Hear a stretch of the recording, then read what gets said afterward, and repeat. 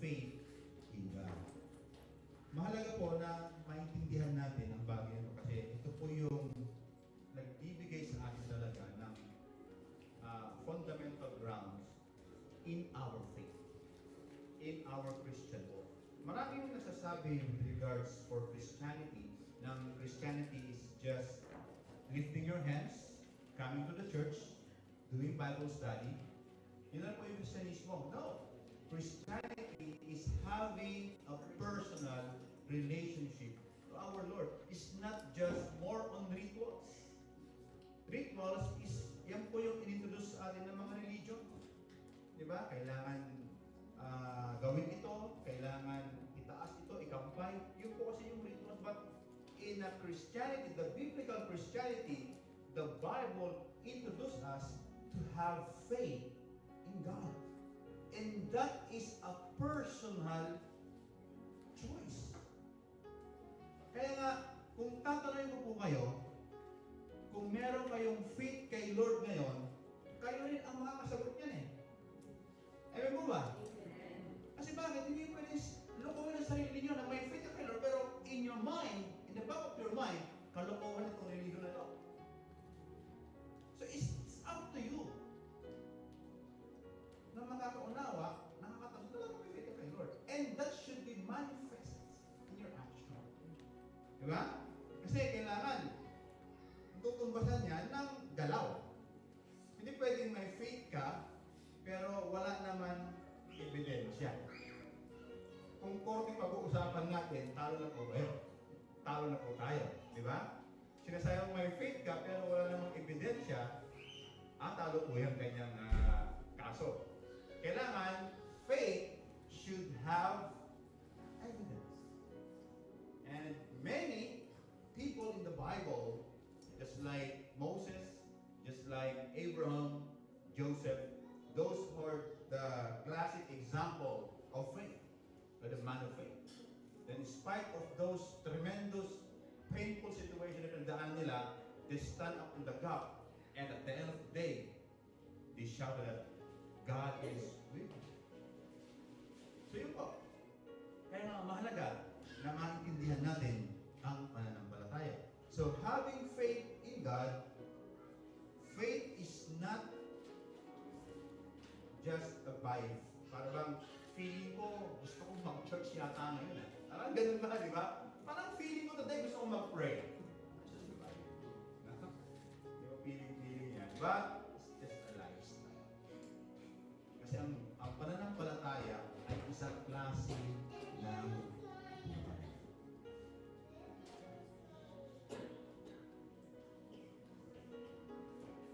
ayun po, so may study na ginawa with regards for papaano na po ang isang bata. Tayo, no? Tayo. Lahat tayo dumaan dito, di ba? Papaano ba talaga natututo? Tayo. How we start learning.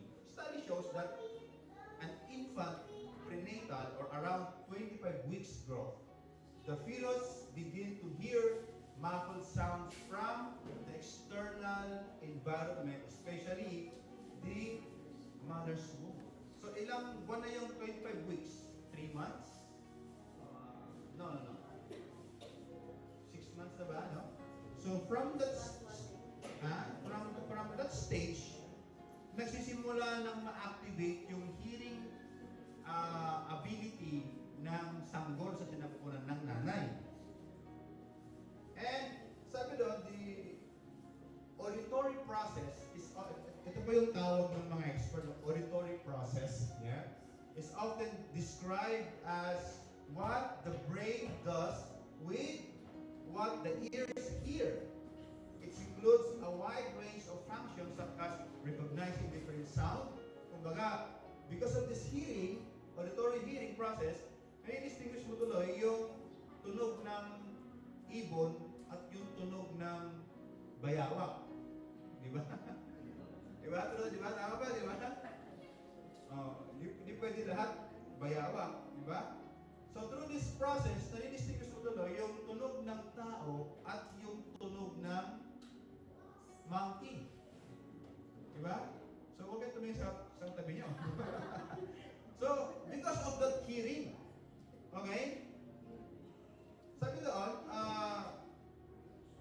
such recognizing different sounds, understanding speech, distinguishing similar sounds, and remembering auditory information.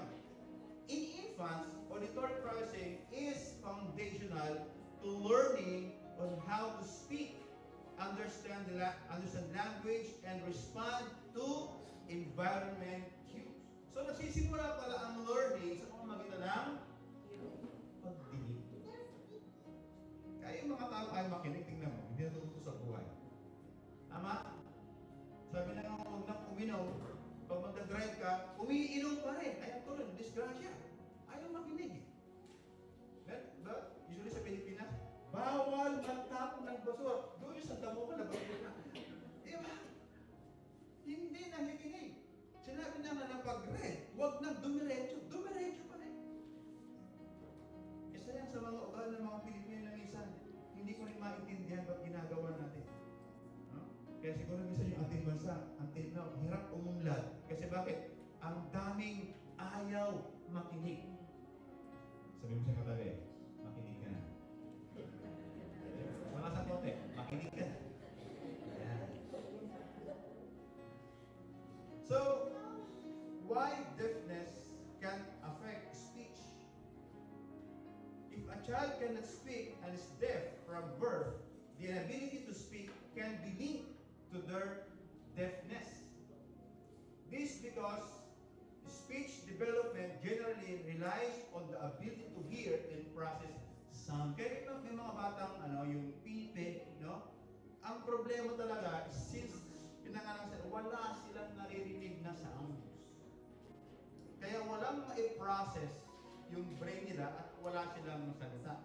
May nagsabi sa akin nung bata pa yung mga anak ko, huwag mo na papakausapin yung mga bata ng utal. Why? Yun kasi yung nare-register sa brain nila. Kaya pag kinausap mo, halika rito, di ba? Paglaki yun, gano'n na yun. Huwag ka na ako yan. Kasi bakit? Yun yung learning nila eh. At yung anak ko, si Bibi, yung pangalan ko na to, 3 years old pa lang yun, alam niya niyang kantahin yung ABC. At napipinpoint niya, 2 years old, sabi niya siya, 2 years old, no? Alam niya nang basahin yung A, B, tsaka hanggang Z. Kinakanta niya. Kasi bakit?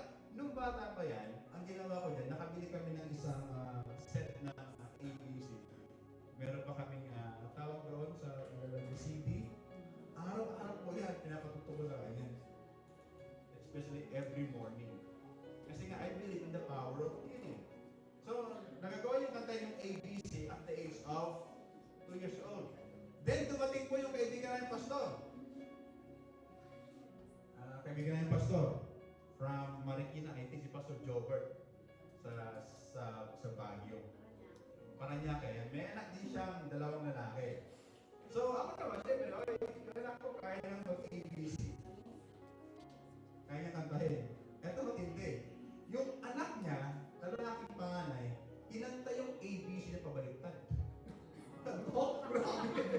Sabi ko, until now, hindi ko kaya kantahin yung ABC na pabaliktad. So, ano natin, the power of hearing. So, it means learning start on hearing. Natuto tayo sa buhay, namulat tayo sa buhay na ito, sa mundong ibagong ito, in start of what?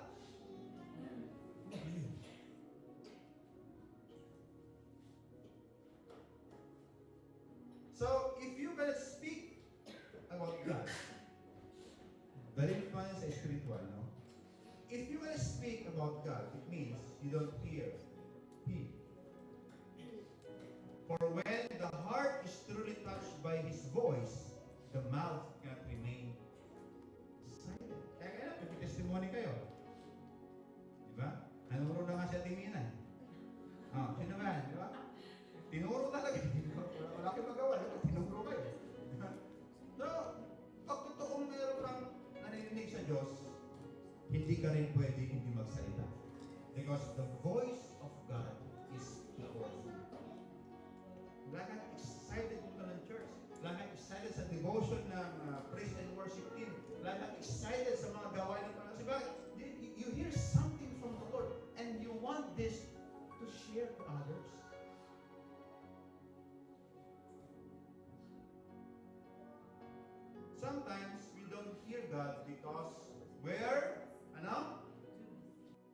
too busy listening to everything else. Diba?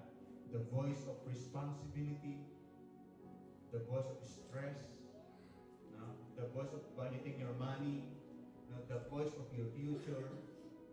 Paano ba yung mga anak ko, makapag-aaral ba sila? Lahat na lang pinakinggan mo. Pero hindi mo pinapakinggan ang boses ng Diyos. Kaya lagi kang tuloy abala, lagi kang takot sa buhay, no? Kasi parang mali-mali ka na, di ba? Ginulat ka na kung ano yung mga santo sinabi mo, ano tinawag mo, di ba? Ay, di ba? Lahat ng santo tinawag mo. Kasi bakit? Kung sino-sino na kasi pinapakinggan mo. Yung buhay mo, di mo na maayos, hindi mo na alam kung ano ang tama, anong gagawin. Lito ka na! Kasi bakit? Ang dami mo na kasi pinakinggan. Isa rin naman ang dapat yung pakinggan bilang anak ng Diyos, di ba? Ang tinig ng ating tatay. Amen po ba? So may isa pong author in 70s, susunod pa itong book na ito. Sabi ni Jean-Jacques Rousseau, isa po siyang Swiss philosopher. Sabi niya ganyan, he famously said that humans are born inherently good. Okay? Ang tao raw talaga, ipinanganak talaga mabuti. Sa'yo ka na mabuti ka pala. Parang ka kumbinsido. Okay? Sabi niya ganyan, and the society corrupts them. His idea was that people start pure and are shaped by their environment. So anong ibig sabihin, tumawad Ibig sabihin, kumbaga, mabuti kang tao pero mali kasi ang mga pinapakinggan mo. Amen ba? Wala namang pinanganak dito na nakalagay doon, eto drug addict. Wala naman, di ba? Eto manggagancho. Eto sugarol. Eto chismosa. Wala naman, di ba? Pinanaiwala, wala namang etiketa na nakalagay doon sa kanyang paanak. Itong bata ito, chismosa ito Wala, di ba? Good. Pero ang problema, habang lumalaki ang bata, pinipili niya o pinapakinggan niya ang mga bagay na hindi maganda.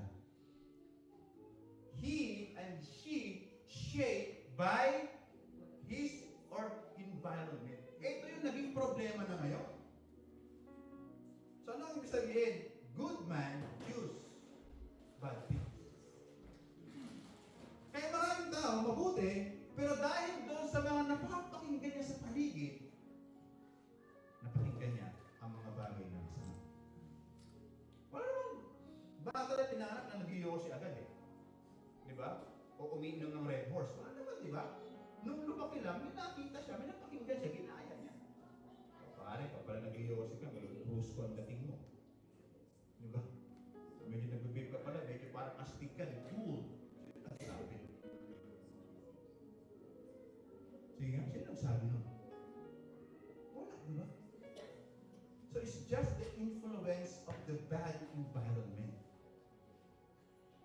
Mabuting bata, mabuting tao, problema, nung lumaki, pumili ng bagay na mali. Kaya naging masama siya. Kaya the bottom line, wala naman talagang tao masama. Hindi naman talaga masama ang tao. Pumili lang siya na siya'y maging masama. Ano sinasabi doon sa Awit chapter 1 verse 1? Mapalad ang taong hindi, nakikinig sa payo ng masama. Bakit? Kasi nga, pag nakinig ka sa payo ng masama, napapahamak ka, di ba? Ilan na rito ang napatrobo dahil nakinig sa payo ng masama? Ilan na rito ang nagkawindang-windang ng buhay dahil mali ang kanya napakinggang advice? Sabi doon, at hindi sumusunod sa masama nilang halimbawa, hindi siya nakikisama sa mga tumugod at hindi nakikisangkot sa gawaing masama. Mapalad po yung mga tao yan. At kung ikaw yan, you are blessed. Dahil sabi ng Panginoon, pinagpapala ng Diyos ang mga tao matuwid sa kanyang harapan. So it means, Nagiging masama ang tao dahil sa kanyang pagpili. Agree po ba tayo? Di ba pwede naman hindi ka magalit? Tama? Tama? Pwede naman hindi magalit, di ba? Pwede naman ismaya ka na lang. Pero pinili mong magalit, di ba? Ibig sabihin, wala talagang taong masama. Alam niyo kung ano? Naging marupok lang. Tama? Naging marupok lang talaga. Iba na nagdakaw. Kasi wala namang pagkain. So marupok lang. Naging marupok lang siya. Ba't ka nagpag-away? Kasi wala nang pumapasin sa akin eh. Pili ko kasi wala nang pumahal sa akin. Kaya nagpagsuntukan na lang ako. So sabihin, may karupukan lang siya. Kaya nagagawa yung mga bagay niya. May iba naman, nakalabit, naging marupok. So, ibig sabihin, ngayon, kung mahina yan, ano magagawin mo? What do you do? Kung mahina ka, ano magagawin mo? Palakasin. Amen ba? Kailangan palakasin mo. Hindi mo hayaan na maging ganyan ka na lang. Learn to strengthen your choice. Dapat mag-mature tayo sa mga bagay na pinipili natin. Huwag natin hayaan na pumili tayo ng mga bagay na hindi. Minsan, totohanan. Lahat naman tayo. Lahat naman tayo ay sabihin guilty dyan. Alam mo lang ang mali. Ginawa mo ba? Di ba sabi nga, a wise person learn from his mistakes. Tama? But you know what? The wisest person learn the mistake of others. Alam mo naman, masakit yan. Ginawa mo ba? Diba? Kaya, if we open our eyes to the surroundings, sa nangyayari sa mundo ito, napakaraming karunungan tayo pwedeng makulog. So, wala talagang taong masama, naging marupok lang siya.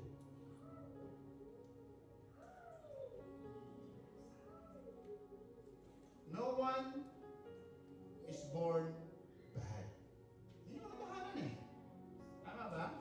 That's the truth. It's the choices we make that define us. Nagbosan mga kami niya TV kahapon, kasi ko sa Bigat TV at meron akong audio book na pinapanood, The Law of Assumption. Yan, nabagi ko lang. The Law of Assumption. The Law of Assumption, sinabi na gusto ko, sinabi niya, what is your real world? What is the real world in you? Yung real world, ito, the present world in you, is the reality of inside world of you. Bakit ka ganyan? Kaya yung mga tao minsan ayaw lumapit sa'yo. Kasi nga, yan yung katotohanan sa mundo mo. Pero yan din yung reality sa loob mo. Kasi bakit? Masuwin ka kasi. Parang gano'n, di ba? Parang, ang garap ng lapitan kasi parang istabero ka. Parang gano'n, di ba?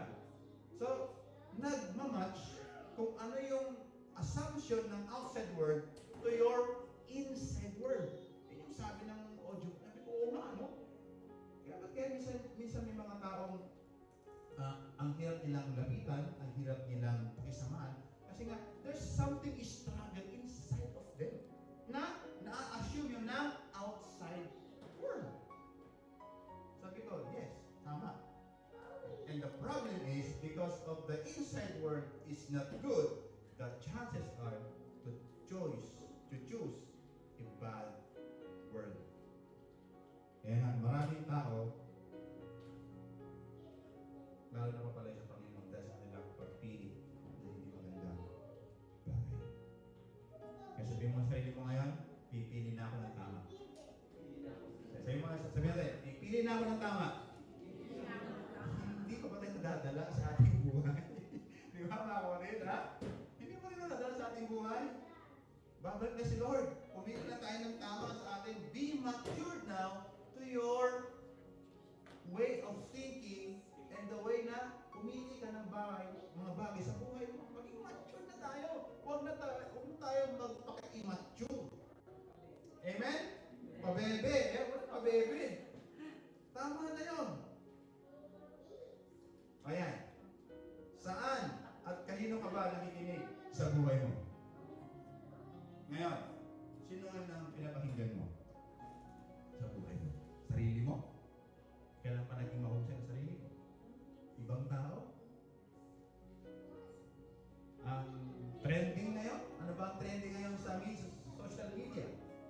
Yung sayaw, di ba?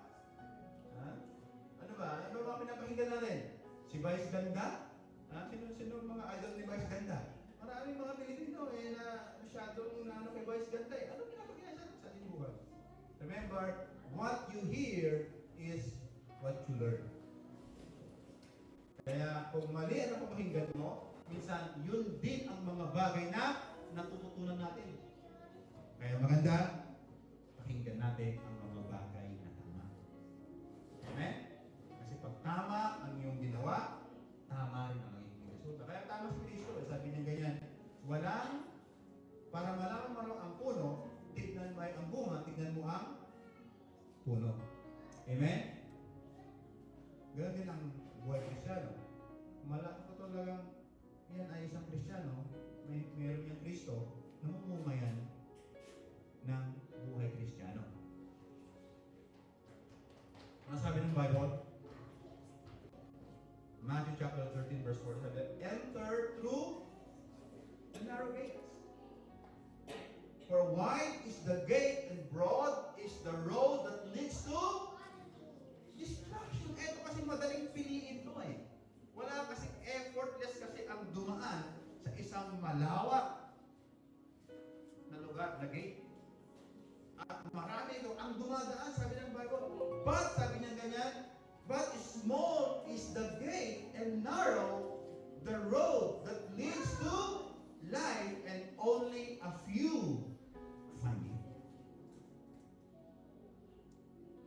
Mas madaling dumaan daw sa malalapad na pintuan, malalaking gate, kaysa daw sa exit. Pero yung mga malalapad na mga gate, yun daw ay nagdadala sa kapahamakan ng tao. Pero yung mga nakakasumpong na mga small gate, ito raw yung nagdadaan, ito raw yung nagtutungo sa buhay na walang hanggan. At yan po ang buhay pananampalataya, mga kapatid. Once you have faith in the Lord, seems like you are walking into the narrow gate na minsan tumatama yung balikat mo doon sa pader. Nauuntok ka kasi nga narrow lang siya. Pero yan yung leads to life. Kaysa naman yung parang go ka na lang daw sa buhay na wala kang iniisip. Okay lang ang buhay. Diba? May word na YOLO. Diba? Minsan nga lang buhay, enjoy mo na lahat. No? That's misleading idea of life. Hindi po totoo. May pinapagawa ang Diyos sa atin. Amen po ba? Hindi tayo po lang dito sa mundo na para magbulakbol. Magwaluhan. Ayan. May pinapagawa ang Diyos sa atin. At sabi ng Biblia, kukunti lang ang nakakahanap nito. Kasi bakit? Mas maraming nagwawaluhan. Madali kasi magwaluhan. White tea.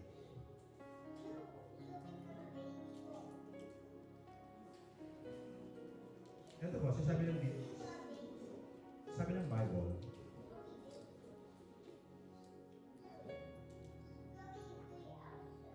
sabi ito, consequently, faith comes from hearing. Hearing the message, and the message is heard through the word of Christ.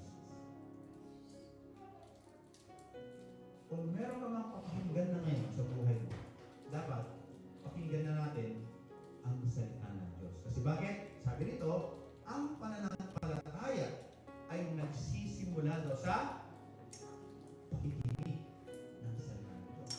So ang pananampalataya ay hindi pa nagsisimula sa kabutihan ng isang tao.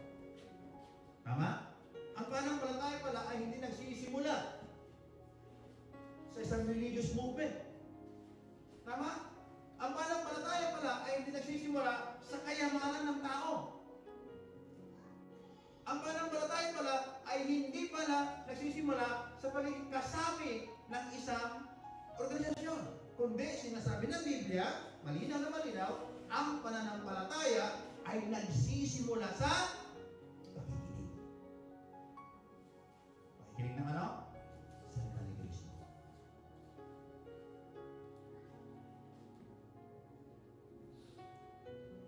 Kaya kung gaano ka kadalas makinig ng salita ni Jesus, ibig sabihin, ganun din kalakas ang pananampalataya.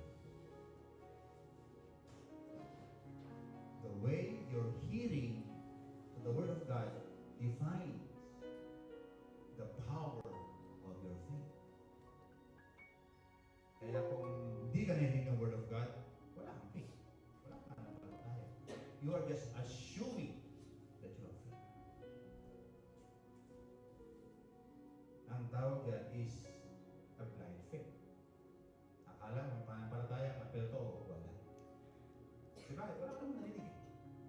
Pero sabi ng Bible, pag makikinig ka na ngayon ng aral ni Kristo, ang Biblia, diyan ngayon sumisibol ang pananampalataya. So now, nakita natin ang susi pala ng buhay Christianism. And many biblical characters in the Bible na ginamit ng Panginoon tremendously ng kapanahon nila. Just like David fighting Goliath. No? Just like Moses departing the Red Sea because of their faith to the Lord. Naghimala ang Panginoon. Kasi bakit? Nakarinig sila ng aral ng Diyos. Ngayon, sa alin ngayon? Gusto niyo bang ibalik ang mga bagay na yan? Na magkaroon ulit ng mga giant slayers sa kapanahon natin? Hindi na yung literal na mga giant, hindi mga giants problem. Kayang-kaya mo na silang lagpasan kasi bakit? You have now faith in the Lord.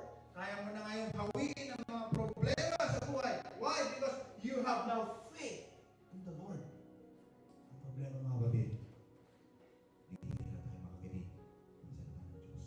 Kasi bakit? Ang daming umaagaw sa ating atensyon. Ano po ba? Kaya pag-isip mo ng umaga, ano yung voice natin na gusto pakinggan? Si FB, diba? Doon pala, wala na rin. Diba? Kung si Miss ko, diba? O ikaw na, magandang pa rin. Di, alarm ko na tayo, Miss, diba? Diba?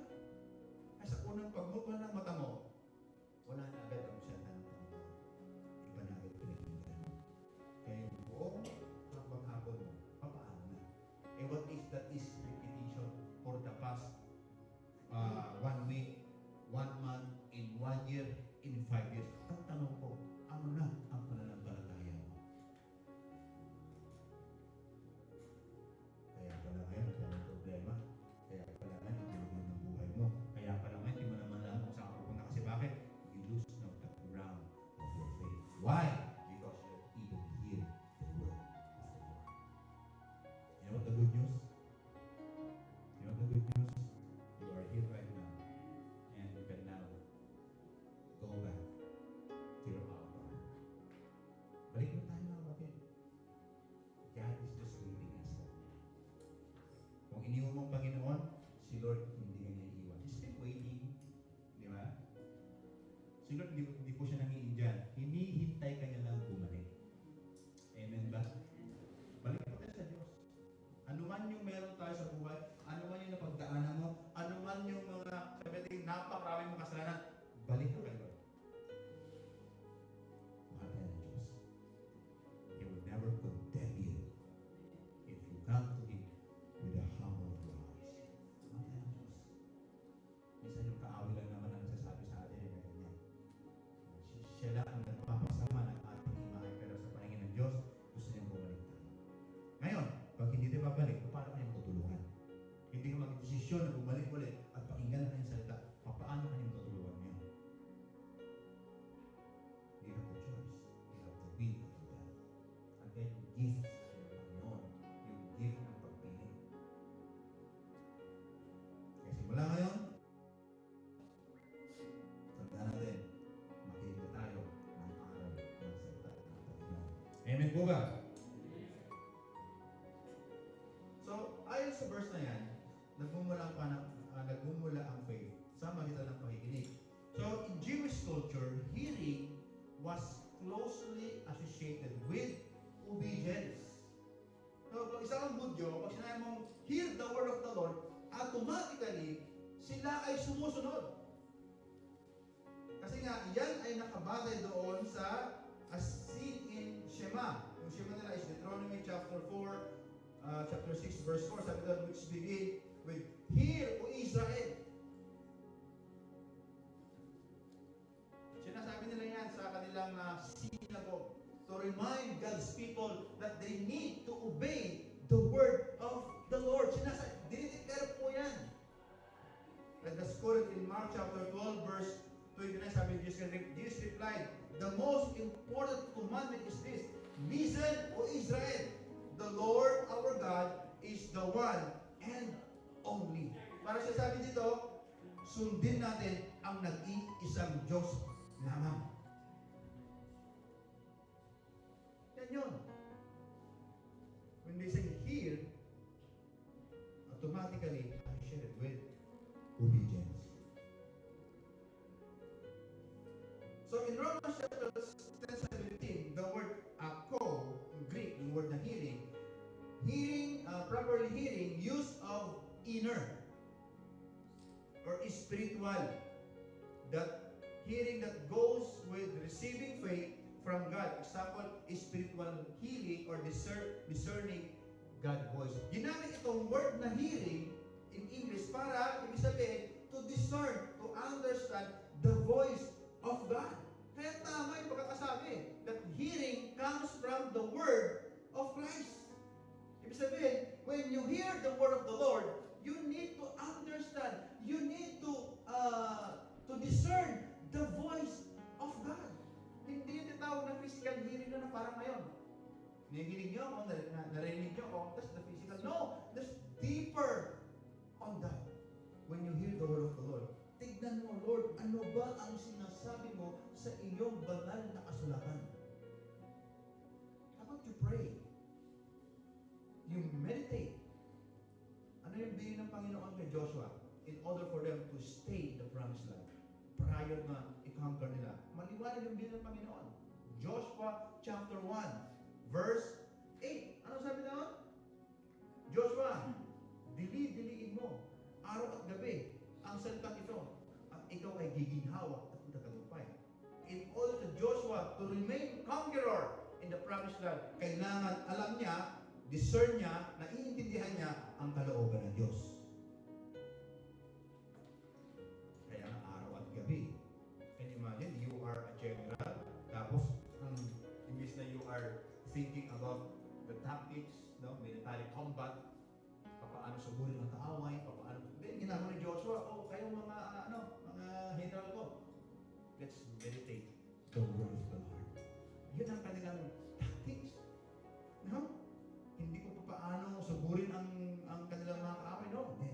Ang salita ng Diyos, ating mo ng pagbulay-bulayan.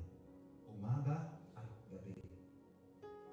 Bibigyan natin posisyon na kailangan maintindihan mo ang salita ng Diyos.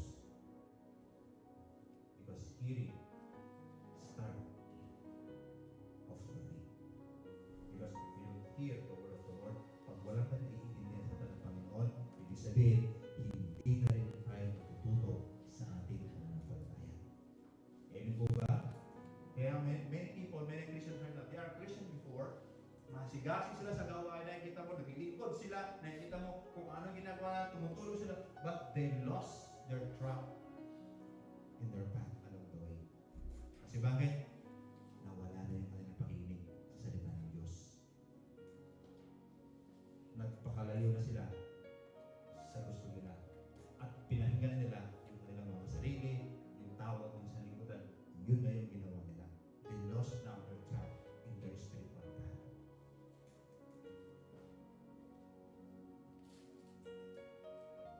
In the New Testament, it is often used in the context of hearing the message of the gospel or the word of God. It emphasizes the importance of not just physical healing, but also spiritual understanding and receptivity to divine truth. So when with the word hearing is always connected to the gospel or to the word of God, ang sinasabi niyan, i-discern mo, pakinggan mo, limi-limiin mo, ano ba talaga ang mensahe ng Diyos sa bagay na yan. Kaya dapat bilang isang Kristiyano, isa ang ating way of life is reading the Word of God. Kasi bakit? Diyan kasi lang natin maiintindihan ang kalooban ng Diyos. If you are looking for God's will for your life, specifically, read the Word of God. Naniniwala ba tayo na kaya tayong pagyamanin ang salita ng Diyos? Do you agree with me that the Word of God will bring you into a success and fulfillment of your life? Diba? Anong sabi ng Panginoon sa Matthew chapter 4 verse 4? Hindi lang sa tinapay nabububay ang tao, kundi sa bawat salita ng Diyos na namumutawi sa kanyang mga labi. But if you're a Christian that you lost reading your Bible, I don't know if you can stand your ground as a Christian. Maybe aware ka na Kristiyano ka, pero ang kabuuan ng pagiging Kristiyano mo, ampaw na. Diba? Parang popcorn, di ba? Ang tawag yung rice. Yung bata kami, favorite namin kasi mura lang yan eh. Ang tawag na, top rice, di ba? Yung bilog, di ba? Nilagyan lang yata ng asukal. Yun. Sugar coated. Pero wala nang sustansya. Kahit kumain ka ng kabal-kabal nun, magiging malnourished ka pa rin. Wala na eh. Wala namang sustansya yun eh. Ganyan din minsan ang buhay pananampalataya. Pag wala ka na sa salita ng Panginoon, malnourished. Kaya pag na-assign ka na sa isang responsibilidad sa gawain sa Panginoon, angal ka na ng angal. Nakikita mo na yung kamalian ng iba. Ba't si ganito? Ba't si ganyan? Yan. Sabi pa, Norris niya. Kasi bakit? Wala nang lakas eh. Diba? Huwag na sakit yung nakaramdaman niya. Ganun ba yun? Kaya, mahalaga talaga yung nakikinig sa salita ng Panginoon. So, yan po yung background ng the word hearing in the New Testament and in the Old Testament. So, it means faith is the immediate obedience to the word of God. When you say that you have faith, ibig sabihin, ikaw ay talagang sumusunod sa aral ni Kristo. Amen po ba? You immediately obeying the word of Christ. Why? Because you have faith.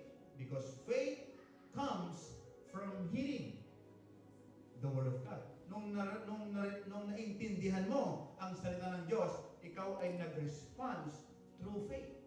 At yung faith na yan ang nagtutulak sa iyo para sumunod ka sa Diyos. Why you are here? Ba't ka nandito ngayon? May nag-push ba sa inyo para pumunta kayo ng church? If that is faith, that is good for you. Kung napilitan ka lang, I think you need to understand something sa buhay. So dapat tama yung pagsunod. Sabi ng spiritual director namin si Jerry Halloween, nabasa ko dun sa kanyang comment sa chart talk niya. Sabi niya ganyan, no amount, sabi niya ganyan, of gift and offering to our obedience to the Lord. Hindi mo lang pwedeng bilhin o pwedeng alayan o ano mang ibigay mo sa Diyos ang pagsunod mo sa Kanya. Kaya sabi niya kay Samuel, di ba? Sabi ni Samuel kay Saul, obedience is better than sacrifice. Mas gusto ng Panginoon yung pagsunod kaysa pag-ahandog. Kahit ikaw na nagbigay ng pinakamalakas sa church, kung hindi ka naman masamuhin sa Kanya, hindi yan ang nais ng Diyos. Ang nais ng Diyos yung pagsunod sa Kanya. Diba sa militar nga, may sinasabi sila, obey first before you complain. Kay Lord naman, believe and you will see. Sabi sa Hebrews chapter 3, verse 7, so as the Holy Spirit says, today, sabi nga, if you hear His voice. Kung ngayon, naririnig nyo na ang salita ng Panginoon, ano sabi doon? Do not harden your heart. Tanggapin na natin ang kalooban ng Diyos. Tanggapin na natin ang salita ng Diyos.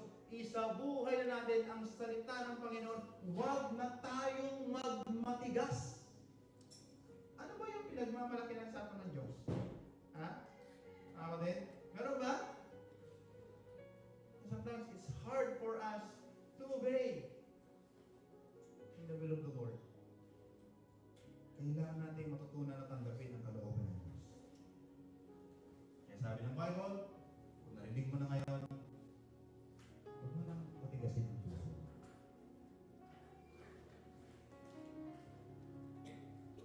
In Matthew chapter 7, verse 2 said, therefore, sabi niya ganyan, anyone who hears these words of mine and puts them into practice is like a wise man who built his house on the rock. Ang mga taong nagsasabuhay, nakikinig, no?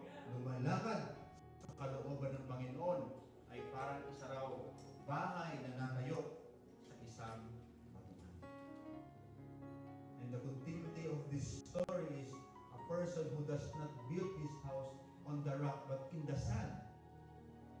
Ano nangyari? Nung dumating yung bagyo, yung unos, yung problema sa buhay, natumba po yung bahay na yun. Kasi bakit? Hindi siya nakalagay sa matatag na pundasyon. Kaya nga, if your faith is founded by wealth, you will be shaken. If your faith founded by your own righteousness, you will be shaken. It should be founded in Christ. Amen? At katalinuhan pala ang mga taong nakikinig sa salita ng Diyos at gumagawa nito. Yan ang katalinuhan. At ang opposite niyan, kahangalan din, narinig mo ang salita ng Diyos at hindi mo sinunod, kahangalan pala. Isang kahangalan. Ibig sabihin, yan siya sabi ngayon na a good person choose bad faith. Between obedience lang naman, di ba? Ang buhay natin sa mundo. Ang pagpapala pala ay nakalagay lang sa dalawang bagay. Okay? Sa iyong pagsunod at sa iyong hindi pagsunod. Yun lang. Yun lang yung buhay. In just two choices lang. Susunod o hindi susunod. Yan lang. And the Bible said, if you obey, you hear the word of God and obey it, sabi ng Bible, you are a wise person. Sabihin, tama ang ginagawa mo sa buhay.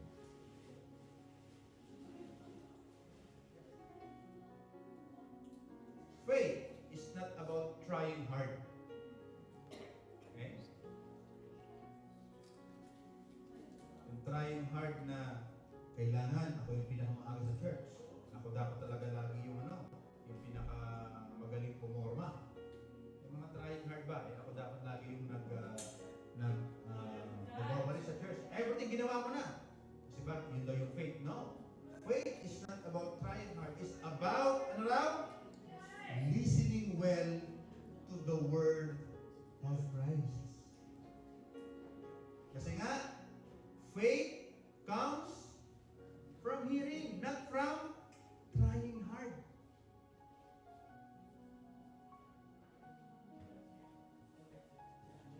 Kaya dapat uugaliin nating makinig ng salita ng Diyos. Kaya kung kayo po ay nakakasama sa mga fellowship na ganito, mapalad po kayo. Kasi bakit? Nakakapakinig po kayo ng salita ng Diyos. Napapaalahanan po kayo ng inyong padalang salita ng Diyos. Because outside this world, labas mo po sa lugar po ito, marami ng mga boses dyan ulit. Nakakawag sa'yo. Tama? Maraming mga boses naman dyan ang maririnig mo. At ilalayo ka na ulit doon sa pakikinig ng salita ng Diyos.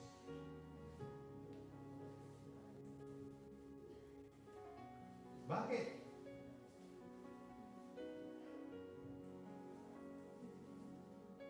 Why faith is not about trying hard and it's about listening well to the word of Christ. Bakit? Ano yung rason? Number one is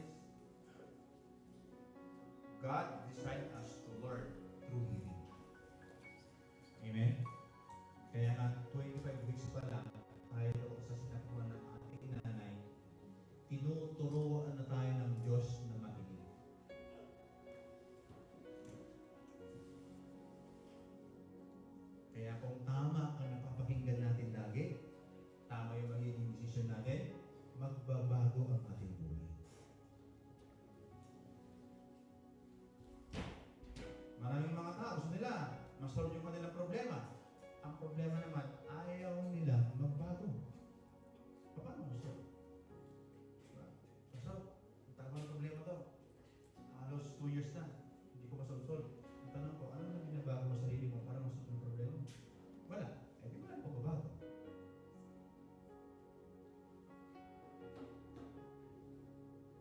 God designed us to learn through hearing. Kaya simula ngayon po, be careful sa mga bagay na ating pinapakinggan. Lalo po ngayon, sa politika natin, grabe. Iba't ibang ingay ang sinasabi nila. Iba't ibang plataforma ang inilalatan. No? Iba't ibang pagpapasikat. Iba't ibang pagpapakita ng galing, husay. Para lang tayo makinig sa kanila.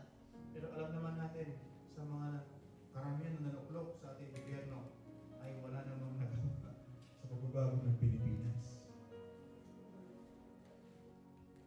Magaling lang sa pagpapakita ng mga bagay-bagay, pero ang totohanan, hindi nila kayang gawin. Kaya dapat matuto tayo kung sino dapat ang ating pinapakinggan sa buhay. Amen po ba? Faith comes from hearing the Word of God. Because God designed us to learn through hearing. Ano ba? God's Word is His voice. Ang salita ng Diyos ay ang kanyang tinig.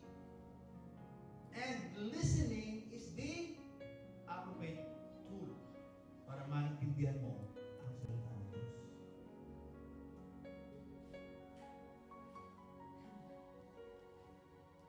Nangungusap po ang Diyos, mga kapatid. Ang Diyos po ay nagsasalita. Kailangan lang nating makinig. Amen po ba? Handa ba tayo makinig sa Panginoon? Listen to the voice of God in your life. Alam mo, ay mga kapatid, alam ko, sana matagal na tayo pinagpalan ng Panginoon eh. Dapat matagal na tayo pinagyaman ng Diyos. Ang problema lang, iba ang pinahinggan. Naniniwala ba kayo na pagpapala ng Panginoon ay malayo sa ating buhay? Lang sabi ko nga, dalawang bagay lang naman yung layo mo sa blessing ni Lord eh. Obedience and disobedience. Saan ka doon? Napakalapit lang yan.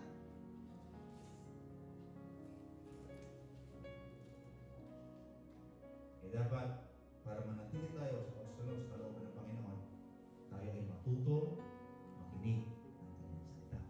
Amen po ba? Simula ngayon, learn to hear and understand the Word of God. Alam niyo po, meron pong isang story.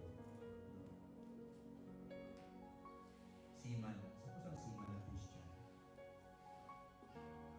Then, ito pong seaman na ito ay, of course, minsan every 10 months bago siya nakakauwi. So, ibig sabihin, sa gitna ng lahat, wala siyang mapupuntahan para mag-worship. Tama mo ba? Kasi nga, nasa barko eh. And one day, sa kanilang paglalakad, dumating isang napakalakas na hurricane. You know what? All of them, lahat, kapitan, mga crew, yung lahat na nasa barko, nagpanik na. Pero itong Christian na ito, tuwing break time nila, lagi po nagbabasa ng salita ng Panginoon. At yung time na yun, na nagkaroon ng malakas ng hurricane sa lugar sa kanilang dadaanan. You know what? Ang binabasa nila? Binabasa niya, siya ay nagbabasa ng Psalm 91. At tahimik na nanalangin. At siya po ay na-notice ng ibang mga crew. Kalmado siya sa gitna ng tulos. Samantala yung mga iba, wala na. Talagang panik na sila, mamamatay na sila, hindi na kung anong gagawin nila. But itong Christian ito, he learned to be calm even in the midst of this storm. Sabihin, faith becomes your anchor. Amen ba? Because the Word becomes your source. Bakit pa rin naging kalmado itong Kristiyanong seafarers nito because he has faith in God. Alam niya na ang Diyos niya ay mas makapangyarihan kaysa hurricane. Amen. Kaya bakit kalmado? Why? Why I'm bothering myself? I cannot control the hurricanes. But I have got to lean on.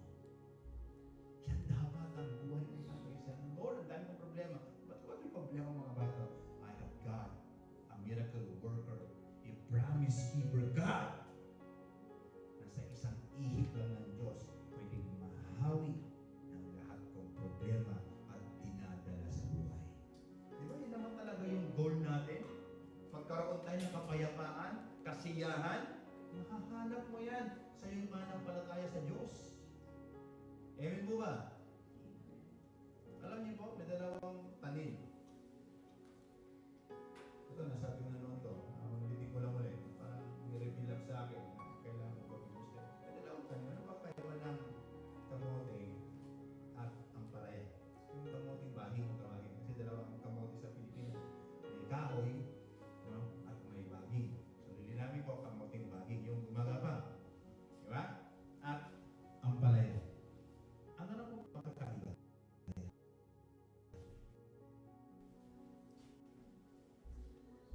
Yung spelling. Malaki pa makakaiba nila. May isang experiment na yung gumagapang na kamote, nilagyan niya po ng malaking pader sa harapan. At ganoon din yung ampalaya, nilagyan din ng pader.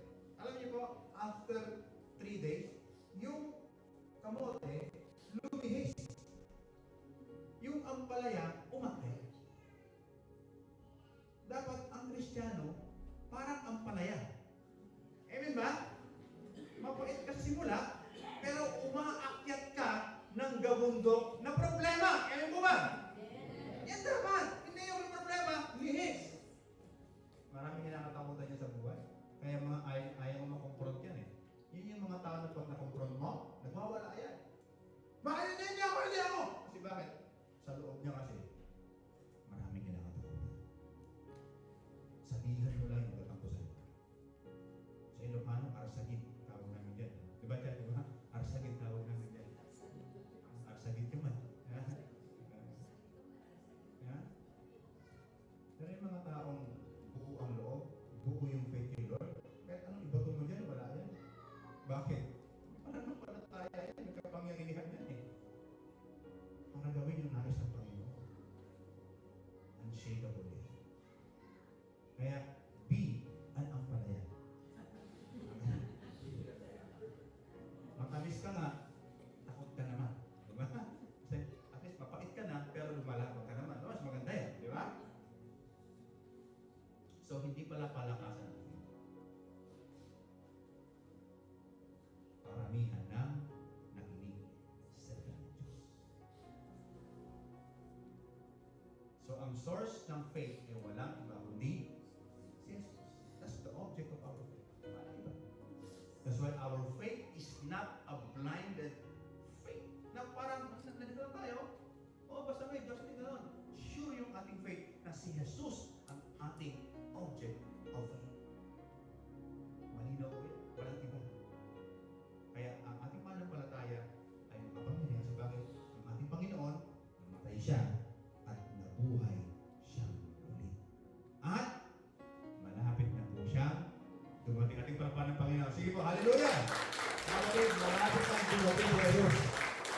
Kaya dapat, buo pa rin ang iyong pananampalataya. Habang ang Diyos, mga kapatid, come on, church, huwag tayong pagsapaghinaan ng mga sitwasyon. Stand up on your faith. Pagpala ang Panginoon. Ano man yung problema ngayon? May Diyos tayo, tandaan natin. Yan yung Diyos natin ay kayang gawin ang mga bagay na posible. Na imposible sa ating mga patingin. Have faith in God. Ang source ng faith ay walang iba kundi si Jesus. The more we hear the word, the more we believe. So, ang sikreto, araw-araw natin, lagi-lagi, huwag nating pabayaan na hindi tayo makarinig ng salita ng Panginoon. Kasi bakit?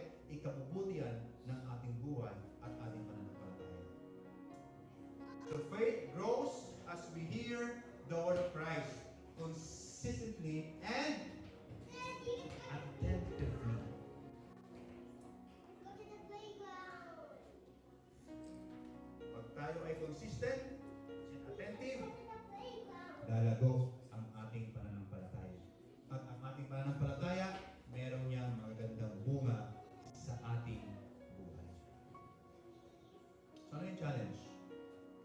What is the challenge for us? If faith comes from healing, ano yung challenge? Number one, listen to God's word daily. Tama ba? Kahit isang chapter or one verse per day, audiobook or written, simulan na natin makinig. Ang ganda ng mga cellphone ng mga taga-Korea. Di ba? Ang ganda ng mga cellphone natin. Gamitin natin yan sa ikalalago ng ating pananampalataya. Huwag nang puro selfie. Tingin mo doon sa cellphone, sandang mo ka na picture nandun. Ngayon naman, gawin natin puro na masalita ng Panginoon. Amen? Because faith comes from hearing the Word of God. Ano pa? Join every Sunday worship or Bible sharing group. Make hearing a group activity. Gumawa natin ng paraan, mga kapatid. Pag hindi mo na ito sa iba, ikaw mismo magpresenta ka, make on your own. Pag hintayin na itulak ka pa, manahan mo. No. Personally, faith is personal. Gawin mo sa iyong sarili. Kasi bakit? Pag pinagpala ka ng Panginoon, ikaw naman makakareceive yan eh. Ewan ba? Hindi naman ako eh. Unfair yun. Ikaw may faith, ako pinagpapala. Unfair po yun. Hindi. God is fair. Kung sino yung pananampalataya, doon siya naluluto. Amen ba? Kaya, huwag tayo manghinayang na umabi ng gatong gathering kung papapalain ka naman ng Panginoon. Kaya nga tayo nagkatrabaho din kasi bakit? Gusto natin na pagpapala. Di ba? Marami sa atin ito, marami sa Korea. Kumusta ang buhay? Kumusta ang trabaho? Di ba? Kung tutuusin, ayaw mo na sa trabaho mo, pero may kita ka pa magtrabaho. Maraming ganyan, tama mo ba? Bakit? Eh, kailangan mong napagpapala eh. You want blessing eh. Now, tinuturuan din ng Panginoon. Paano ba mas pagpapalaya tayo? Makinig tayo ng kanyang salita. Amen? At pangatlo is, be intentional. Huwag yung nagpakinggan dito, lumabas sa kabila. No. Paglabas mo man sa ating church, worship, sa ating gathering, punta ka ng Daiso, bili ka na agad ng ano mo, ng notebook mo. Simulan mo ng makinig ng salita ng Panginoon. Dahil ang salita ng Panginoon ay mabuti at tama sa ating buhay. Ngayon ba tayo nadadala sa mga bagay na napapakinggan sa ating buhay? Diba? Boris ng problema, ng responsibilidad, ng alalahanin. Hindi ka ba tayo napapagod karinig sa mga bagay na yan? Tapos angal na ng angal, pagod na ako, parang nakasawa na sa buwan. Eh ikaw kasi, sila ang pinapakinggan mo eh. Ikaw rin yung may problema, bakit ka nagkakaganyan? Eh mo ba? Eh kung makinig ka lang sa salita ng Panginoon, pakinggan mo ang kanyang mga promises, ang kanyang pag-ibig sa iyo, tignan ko lang kung hindi ka magkakaroon ng matinding pananampalataya sa kanya. Wawakasan ng Diyos ang mga bagay na meron tayong problema. Ang mga alahin natin pag nasimulan natin makinig sa kanyang mga salita. At ako po ay nakakampanya ngayon sa inyo na makinig kayo sa salita ng Diyos. Ito po yung aking kinakampanya ngayon. Wala ko ang kandidato na kinakampanya sa inyo. Isa lang po. Amen po ba?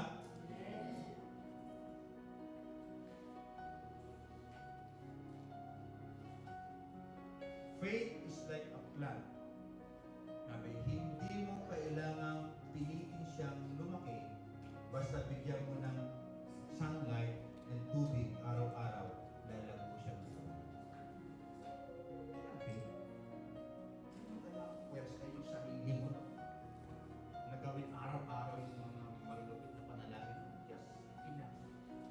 Reading the Word of God. Simple prayer of the Lord. Lalatutan mo ba? Parang buto yan, itinabong mo sa lupa.